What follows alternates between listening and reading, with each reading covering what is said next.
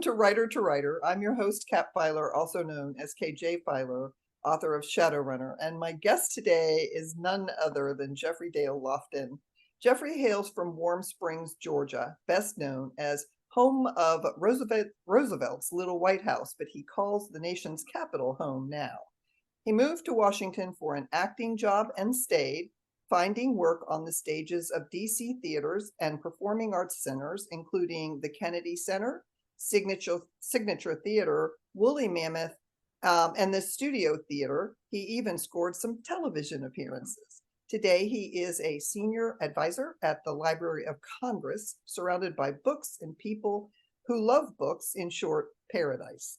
His short work has appeared in Well Read magazine and will be in the forthcoming Beyond Queer Words anthology in December of 2023. He is the co-host of the Inside Voices podcast, Red Clay Susie, his debut novel, a fictionalized memoir written through his personal lens, growing up queer, physically misshapen as an outsider in a conservative family and in a community in the Deep South, is very moving. The book has won Seven Hills Literary Prize for Fiction, was named the Forward Indies Silver LGBTQ Fiction Book of the Year, and was recognized as Lambda Literary Most Anticipated Book. Jeffrey, I'm such a fan, and thank you for making the time. How are you doing today? Pat, I'm doing so well, and I'm so happy to be here. Thank you for inviting me to talk with you. Well, we'll just dive right in.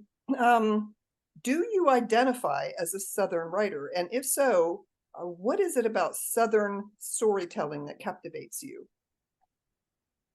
Well, I am a Southern writer, and I'll try not to get too rhapsodic about it, but um, you know, I love the fact that Southern literature is so often inhabited by quirky, enigmatic people with delicious backstories. And I love that.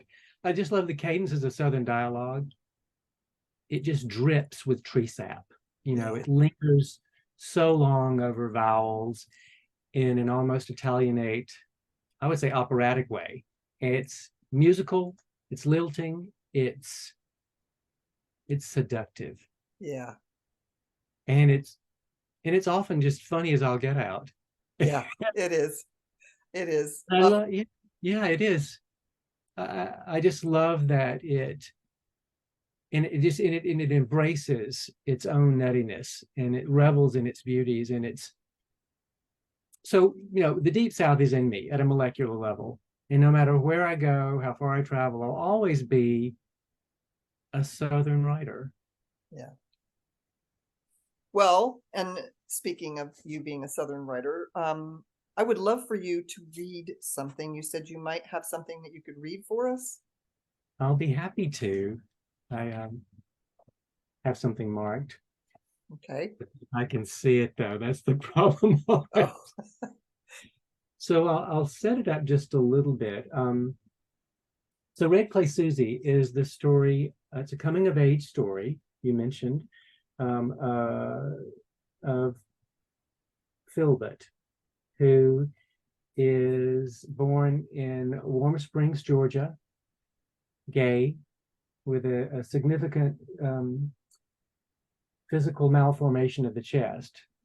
It's a book inspired by true events. It's a fictionalized memoir. So Philbert and I share these things. Philbert is fueled by tomato sandwiches and green milkshakes. I love that. And he is obsessed with cars. And it follows him from his 4th through his 18th year. And in those early years, his very favorite thing to do is to help his granddaddy dig potatoes from the garden that separates their houses. And during the course of the book, which follows him from his 4th year through his 18th year, I may have said that already, I'm not sure, he encounters a series of events that crush his innocence, shake his confidence, make him feel that he is not worthy of being loved by an older boy whose name is Noggs. and Philbert just idolizes this older boy. And ultimately, he finds, he being Philbert, finds support in unexpected ways from unexpected people. And so that in a nutshell is the story. And I wanted to set it up because it's in 3 different parts.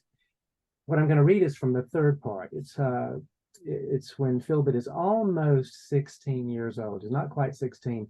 And he's talking to his older friend, Knox. Knox has no idea about Philbert's physical malformation of the chest. And well, I just want to set it up for you. So Knox does not know about this. Oh, and one more thing. Knox has a nickname for Philbert, which is Keebler. Yeah, okay. I love that. Here we go. Let's go swimming, Knox said. I avoided swimming. It was a shirts off activity. So I said, I don't swim. Well, I'll teach you. That's okay. Well, everybody needs to know how to swim. I know how, I just don't. Why not? Water gets in my ears. Well, earplugs, they don't really work. Oh, come on, Keebler, it's so hot. Okay, you don't have to get in, but you're coming along. Let's go. And with that, he pulled me out the door by the hand. And then he guided me towards the woods, his hand on the small of my back. And then I followed him down a steep but not deep gully and into a mostly dried up creek bed. And then we turned and we were in the open, the sun suddenly making us squint after having been in the cool shade of the piney woods, in a beautiful dark green lake spread out with woods on all sides. He sat down and he took his shoes off and he said, let's go in. No, I said, way too abruptly. Well, you don't have to put your head under. No. Well, okay. Well, before I could lost my courage, I admitted, I don't want to take my shirt off, thinking the only thing worse than him thinking I was knowing about my deformity was to think I was a total weirdo. Oh, it's just, I never done that. And it's because, Keebler, it's okay. But then, before I could talk myself out of it, I took my shirt off, my chest fully exposed in the sunlight. And I just stood. See? He didn't talk. He just stared at me. My teenage fantasy was staring at what I spent hour after hour trying to hide. Say something, I thought. Does it hurt? Only when you don't touch it. I said it without thinking. What? Nothing. Just forget it. I never felt more exposed than I did right then, with my shirt off, and my white, pasty, skinny, malformed bird chest in full view of the boy I loved. I mean, I didn't even know if he liked boys, much less freaky me. And the sun, it hurt so much because I couldn't hide. And the cavity in my chest, it was already a smaller space, just felt more restricted than usual, smaller space than my heart needed to function. But I cherished this moment as much as I hated it. But it did hurt so much. Both my heart, my blood pumping heart, and my feeling heart, the one I wanted to give to him. Was I going to die right here in front of him? I mean, but I knew if I didn't take this chance now, I never would. And if he didn't reject me after seeing my half-sunken chest, I could trust him. I could believe anything that happened after that.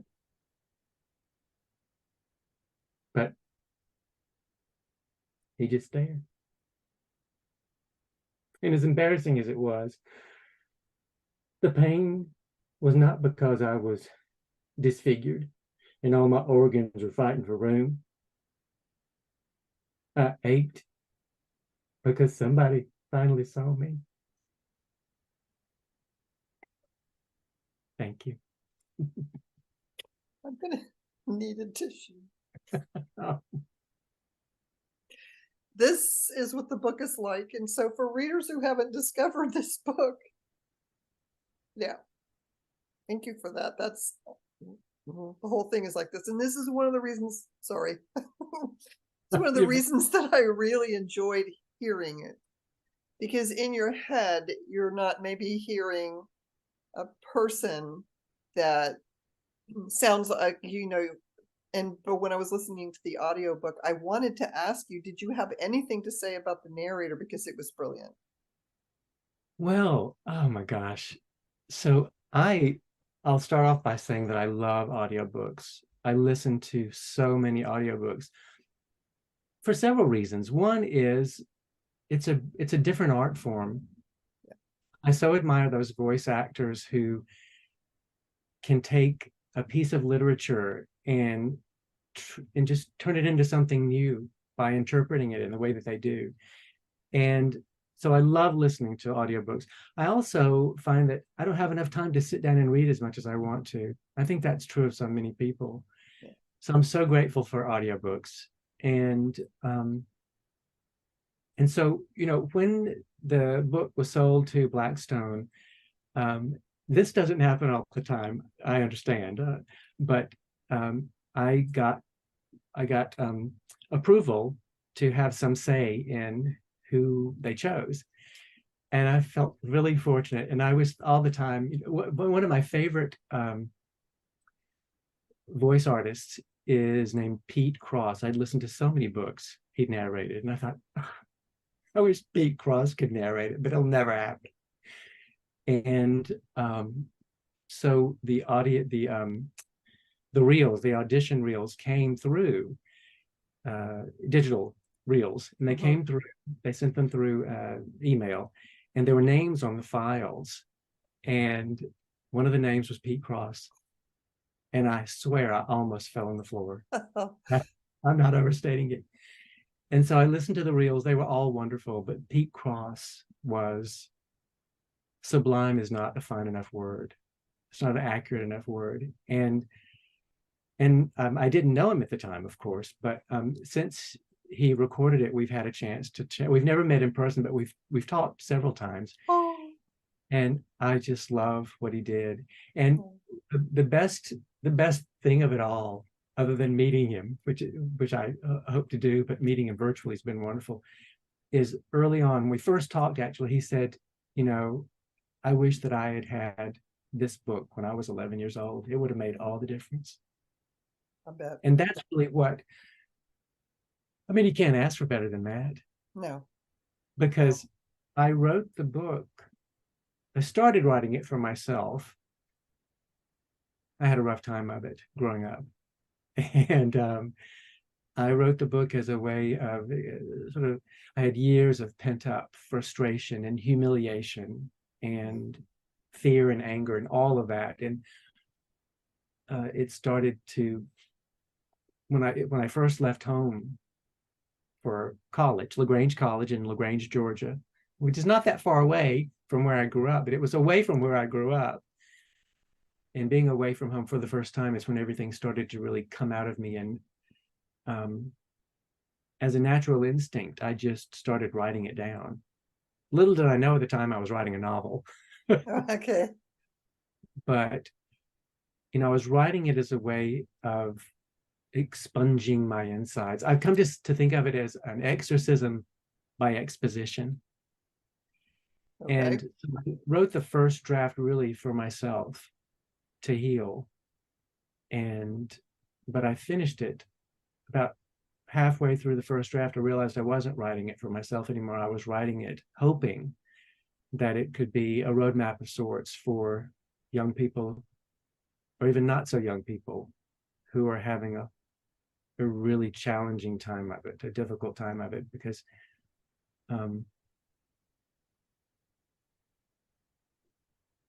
one more example of an uplifting story that shows that the trick really is to get to the next day. Yeah. And that you don't have to be perfect to be happy. Yeah. Yeah. And it was in Philbit, obviously, as you know, he's in my heart. But then there were also the other characters, and I'm sure that they're amalgamations of people, but the grandfather was, yeah. I'll never look at taters the same way again. So can you talk to that a little bit about that, the relationship between him and his grandfather? Yeah. There are stories where the protagonist has such a rough time of it. And it certainly is a rough road to travel in Red Clay Susie, but I hope that even for those people and those characters who face such tremendous adversity, that there's somebody, someplace in those concentric circles of humanity who can uplift you and be that place where you can go for comfort, to be uplifted, as I said before, to be uplifted until you can do it yourself, and then until you can do it for somebody else. Yeah. And Granddaddy is one of those people. He's the granddaddy. Everybody should have this granddaddy. Yeah. I agree with that. I And was a so little bit jealous of Philbit's granddaddy. I wanted to keep him for okay, myself. he's there for you too. Yeah. But he is, my own grandfather. Oh. Died many years ago, and he was gentle and kind, and the inspiration for this granddaddy. That's good to hear. I knew he had to be somebody real because he was so very three-dimensional, very, you didn't know exactly what he was going to say, but everything that was said or done was something that was very authentic. So he was such a good character. I'm so glad. Oh no, I really enjoyed this story. I told Bren that I had picked 3 books out. So just so coincidental that the 2 of them came and then talked about you. I had picked out 3 books for recreational reading this month because I don't have a lot of time for recreational reading. And Bren's was the first one because I had met her and I really wanted to read that. I had already heard her talking about the book. The second one was Robert Gwaltney because I had heard other people talking about his, and I met him in Carrollton, and I didn't get the chance to talk to him. So I really wanted to read that one, and yours, which were recommended by the 2 of them. And then I can say that this month, well, June was when I did this. Those were the 3 best books I read all month. And I am an avid reader. And I was so happy that I picked them up. And it was really just amazing to me that all 3 of you said yes to interviews, because these were my favorite books, maybe all year. So, wow. Yeah, they're really. That warms me so much. And so Robert, I know Robert very well, and he's a dear person and a really good writer, and such a wonderful literary community member. He's so supportive of everybody. And Bren, whose work I've read, but I've never met her in person. But for her to even know who I am, just kind of, oh yeah, I can't quite believe it, because she's an icon, and I'm so honored. Yeah, no. I don't know what to say. Well, you're right in there with that company. So, what was your thinking when you were deciding whether to write this as a fictional story or as an account of your own life? Well, I wanted to write it. I wanted to fictionalize it because I really wanted to explore some alternative versions of my life. and what it might have been like if I had made different decisions, if I'd had the courage to make different decisions. And I also and I thought it gave me some freedom. You know, there's I think that when you tell a fictionalized memoir, you're really telling your truth. Yeah. That's the way I think of it. And memoir is similar, but fictionalizing the memoir is a way to actually, I think, comment on broader topics, possibly even. So it's very freeing to tell your story. And I was that's what I wanted to do. Yeah. And I Yeah. can give you an example of why I wanted to fictionalize it. So there's a character, James. And James is Philbert's very best friend, only friend, Oh, yeah. from first grade through high school. And James is insightful and funny, wise, and he's Black. Mm-hmm.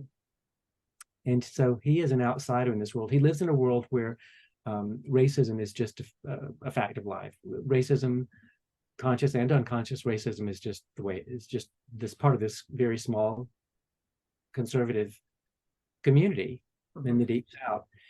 And he and Philbert, though they're kindred spirits, you know, they're both outsiders, they're fundamentally different, because James sees the world in a different way. He sees the world more for what it is.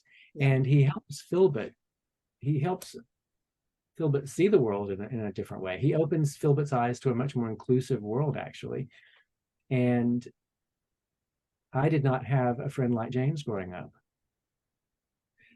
There was a boy who was Black, and I was drawn to him. I wanted to be his friend, but I never approached him.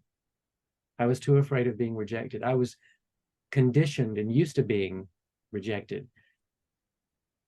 And so I didn't have the courage to go up to him and say, "Do you want to be my friend?" The way that kids do. Yeah. Sometimes for children, I think it happens that way, that you ask to be a friend. It doesn't just happen the way it does later in life, possibly. But I wanted to know so writing that relationship, that story, was my way of righting a wrong. If I had only had the courage to act when I was a child, my life would have been so different, to have a friend like that. I also knew at some level, I felt I didn't think that this boy would ever, I thought he'd reject me, but I also knew on some level that it wasn't okay for us to be friends in that world. Yeah. So fictionalizing the memoir allowed me to explore what it might have been like to have him as a friend. Well, that's really, yeah. I did. And I really like the character of James too, because James didn't have the same things that to deal with as Philbert, but James didn't have the ability to hide anything. His issue was out there for the whole world to see, and he was forced to deal with it right from the start. So I thought that was a brilliant pairing. So yeah, so what James was teaching him was what Philbert was getting around to. He was going to have to eventually, the world was going to see him, and he was going to have to deal with that. So yeah, I thought it was a brilliant pairing. So besides spinning a good yarn, what would you hope readers of Red Clay Susie think about after reading this coming of age tale? Well, this is actually in the author's note in the very first part of the book. This is I wrote in the author's note the things that I wish that I had known when I was a child. And if I could magically go back and whisper something into the ear of my younger self, it would be some version of bullies are paper predators who have really no more power over you than you yourself give them, and they are as afraid of the world as you, maybe more afraid. And that's why they behave that's why they behave the way that they behave. And once you understand that, they lose some of their power over you. Yeah. I so would say that one's body, with its imperfections, real or perceived, your body is precious, and to treat it with as much kindness and care as you possibly can so that it will take you as far it is able. I'd say that it's the quality of your heart and mind that matter most. And finally, love, real, true love, is not wrong. It's never wrong. Right. And you should bravely bestow it on whomever is worthy of it. Those are the things that I wish that I had known. It would have saved a lot of grief and heartache as I grew up. Yeah. Yeah.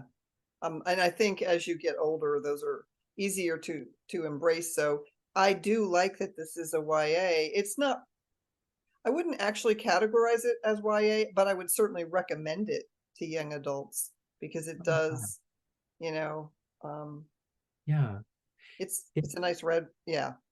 It's actually so as it was being shopped around and to publishers, and there was a lot of discussion about that because, and it's what I think they landed on is it's a new adult book, which is a crossover from young adult to adult, and so it's perfect for much younger readers, tweens, teens, Yeah. all the way through, as old as one can live. And I'm glad, because I think that, though I'm a Southern writer and it's set in the South, definitely in the South, if a reader has ever felt like an outsider, if a reader has ever longed for somebody else, if a reader has ever struggled for any reason, then I think there's something that is in the story. There's something in the story that can speak to you. Yeah. It's very timely too. There's an awful lot of reasons for people to read this. Like I said, I would point young people at this, whether they were dealing with that situation or not. Just the whole idea of acceptance of yourself. It's such a hard time in your life, junior high school especially. But yeah, I would say that. The imagery. This almost reads like a film. Well, and especially listening to it, I was watching a movie in my head. So do you have any plans to bring Philbit to the world in other forms? Oh, I would love for it to be a film, a limited television series or a feature film, and so I would absolutely love that. My partner is actually he has a background. He's written several screenplays. One was nominated for an Academy Award, and he's produced documentaries and reality television shows, and so he is going to work with me to write a screenplay. Oh, good. Shop it around. But I would, so if you know of anybody or anybody listening, Yeah, has any connections to producers who might be interested, I'm open to talking. Not a problem. I can clear my schedule for that. I'm thinking of who I know. I know a couple of people who work in the film industry, but nobody with the kind of clout. So, but I might put some feelers out and say, well, I know not you, but do you know anybody who does have that? That would be great. Yeah. No, I would love to see that on the film. Who would play Philbit? I don't know about Phil, but I do have some other ideas about the characters. But Philbit, the younger Philbit, the actors of that age probably are just beginning their careers. I can't imagine. There is a young actor. His name is I think it's Jacob Tremblay. He's been in several films, but he was in Room. Oh, this was 10 years ago, maybe not quite 10. So he's a teenager now. Okay. But he'd be a great teenage Philbit. And he would have been a wonderful 4-year-old, 5-year-old Philbit too. There's so many talented people out there, and so I know that if they would find someone. I have some ideas about Mama. Oh, do tell. So Reese Witherspoon, if you're listening, Oh yeah. Oh yeah. Oh, it'd for be perfect. sure. She Yeah. has, wonderful. She's such a wonderful talent, and so when I hear Mama talk, I hear Reese Witherspoon, and I see her too. Oh, that's fun. That's I think fun. she'd be great. Whether it, whether that happens or not, I always like to hear from authors about who they had in mind. Um, I didn't have anybody in mind when I was writing my book, and my writing coach asked me to find pictures of my character. That's a great idea. It actually turned out to be a good. At the time, I thought, why? I've described her, and she said, no, you need to be able to see her. And my descriptions got a lot better. And this is a cute thing. I've already talked about it, but I'm going to say it again. I had picked out this child. I don't know, just flipping through, and I said, there she is, right there. That's her. That's absolutely her. So then I had to find an aged out version of this person, and I picked another picture of her older, and then I gave them to my writing coach. And later on, I realized they were the same person. Oh, you're kidding. No, I'm not kidding. Unfortunately, she's a Russian model. Not like my book's going to go to, film anyway, but she's a Russian model and doesn't speak any English. So there's that. And anyway, it was really Well, funny. I like to see what if other people see what you're seeing, you know. yeah, yeah, and I think those are wonderful techniques to deepen and enrich your work. I think, Yeah. Yeah. At the time I didn't realize what that was about. And it definitely does. You give just general descriptions, but when you start looking at somebody's face and you notice dimples or their eyelash length and stuff like that, it does really puts them in the world. So I understand that you're donating part of the proceeds to two organizations, and I would love for you to tell us about that. Well, thank you for asking me about that. Um, as I mentioned, I had a bit of a rough time of it growing up, and I want the book to be available to especially younger people who are having a rough time of it, who are in crisis, at risk. And there are two organizations that are doing important work every single day to enrich the lives of at-risk youth and even save lives of at-risk youth. And so I'm donating a portion of the proceeds of the sale of Red Clay Susie to the Born This Way Foundation, which was founded by Lady Gaga and her mother, Cynthia Germanata. Oh, Also, okay. yeah, and the other is the Trevor Project, and Okay. they so, but more than that, because of what the impact I hope it has, I would love for Red Clay Susie to be in every single public library, Yeah, me whether too. it be the hardback or digital or audio book, because not everybody has the money to buy a book, Right. but libraries are such sanctuaries for us. They're safe spaces where people can be themselves and have access to not just literature, but people who Yeah. can enrich their lives. So Yeah. donating to those organizations and hoping that uh, Red Clay Susie can be in all public libraries and in curriculum. I think it would be a wonderful addition to high school curriculums. I totally agree. Yeah. And those are my goals, my dreams for the book. Would you hold the book cover up for us? Sure. I love the book cover, by the way. My, It's my post-it notes stuck in. okay.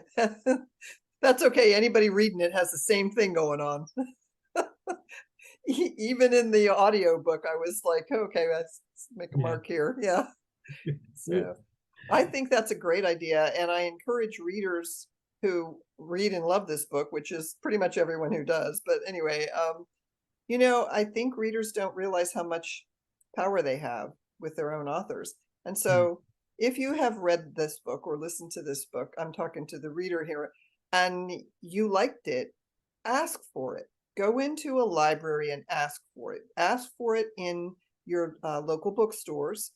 Ask them, if they could get the author in for a signing. These are the kinds of things that get the author on the shelf. And so it's very powerful. And I also want to ask readers that when you read a book, please leave a review, but don't just leave it on Amazon.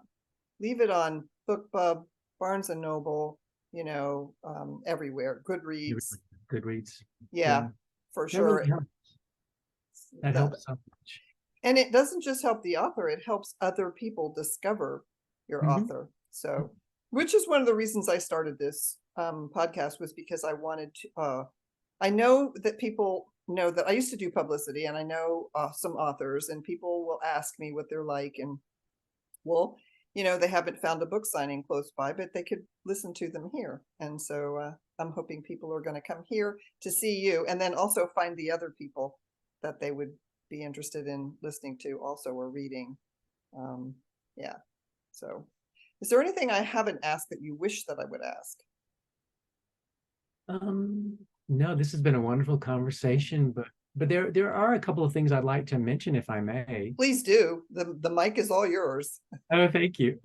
So I mentioned, I've mentioned it several times, so I don't want to repeat myself, but here's a statistic that shocked me. And this is the reason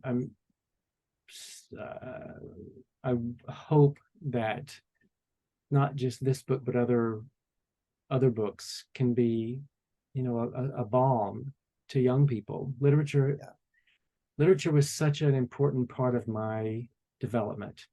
I felt so. I didn't even mention the cars. Cars are a huge thing in the book. Oh, yes.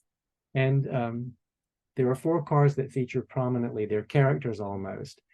And this is the very first one. This is a 1968 Mercury Cougar Matchbox with doors that open. Yeah. And I imagine these doors were wings that took me places that only existed in my imagination. And I liken that to what literature has been for me. It's an escape. It's a safe place where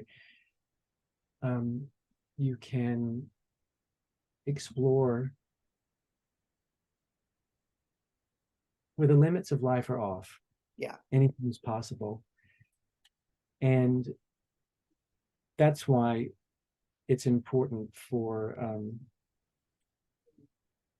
us to be provide resources for young people who are in crisis.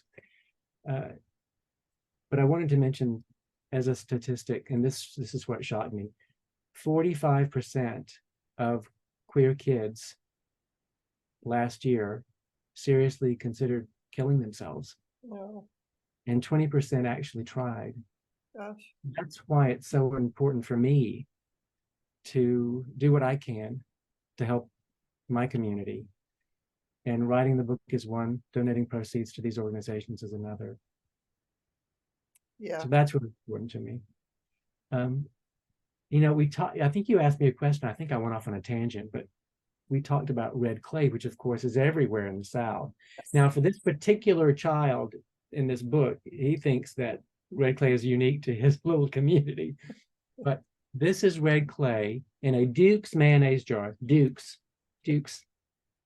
Yeah. And my parents and my older brother properly washed and cleaned and dried Duke's mayonnaise jars, I think 6 of them, and sent these to me. Oh. And I carry a jar of red clay with me wherever I go. Oh. I take a little bit of Georgia. We recently came back from California, and the most satisfying thing in the world is to open it and pass it around and let people smell it and touch it. And in fact, may I read one more paragraph? Yes, absolutely. Yes, absolutely. Please. There's a paragraph in the book. It is arguably my favorite paragraph in the book, and it's about red clay. Is this? I bet I know where it is. I really go ahead, please. And I might be. That's what one of my posts is about. And I hope I can't really see very well, but I'm going to try my very best to read it. And so this is in the very first part. It's in the second chapter of the book, and describes red clay and why it is. And this is also, of course, I'm getting back to the first question. This is why I identify as a Southern writer, I think, is because in so much of Southern literature, place is so important. It's as important as the people. Yeah. And red clay is a character. Yes. And in this passage Philbert describes the red clay. That was the alchemy of red clay, I realized thinking back. When moist, it had the texture of silk and butter about 30 minutes out of the refrigerator. When the beating Georgia sun leached it of moisture, it was either hard as a rock or powdery, slippery even in the hot, heated day, feeling almost liquid against skin. You stand barefoot in the clay with your eyes closed, and you'd have no idea if it's dry dust or hot and mudded after a sudden downpour that came and went so fast it had no time to cool the surface as it wet. When overloaded with water, the clay was a chunky, creamy soup getting everywhere, gumming up everything. It reminded me of teeth stuck in an overheaped spoonful of peanut butter. That's red clay. That was great. I love that section. And then you talked about, there was another section where he had gotten red clay on his shirt.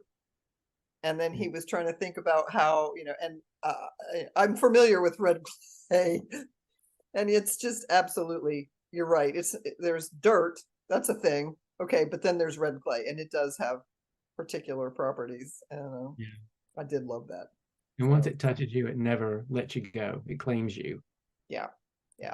My first experience outside of Florida was in Georgia, and it was in red clay country, and it was just magic to me as a kid. I couldn't believe it. And I just thought it was so beautiful, and I wondered why dirt wasn't beautiful everywhere. So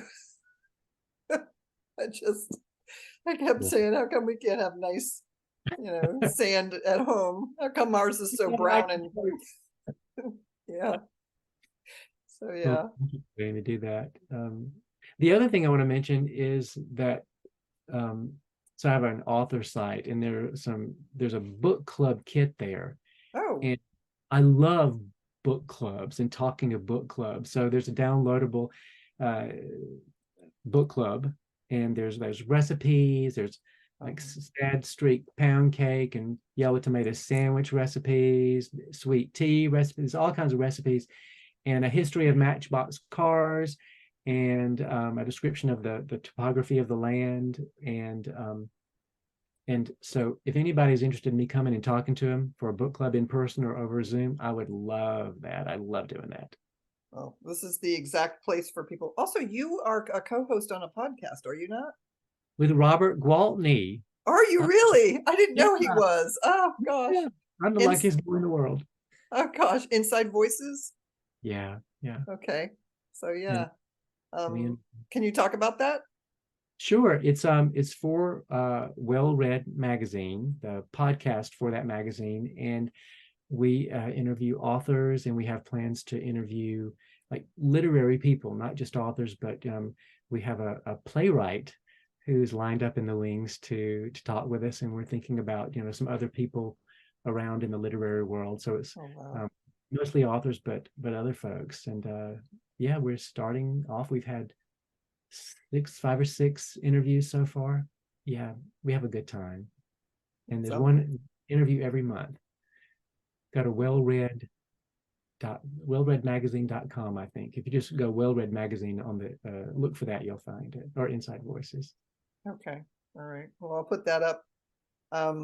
Well, Jeffrey, this has been wonderful and an honor.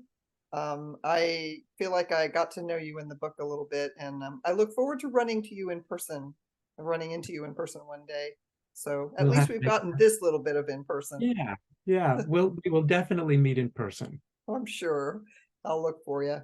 But and to readers, I want to remind everybody that I always put the links below so you can find his books, his activities, where to see him if you should be so lucky, and how to keep up on the latest news. So, I had to ask you one more thing. Is there another book in the works? Oh, well, I see Red Clay Susie as the foundation for a 3-book story arc. Good. And so this is not the end for Philbert and Knox. Oh, good. I have a really, really, really, really rough draft of the sequel. Okay. And Philbert will be in it? Yes. Good, because I'll miss him. I might have to read it again. I really like him. Thank you. Thank you for having me. Thank you.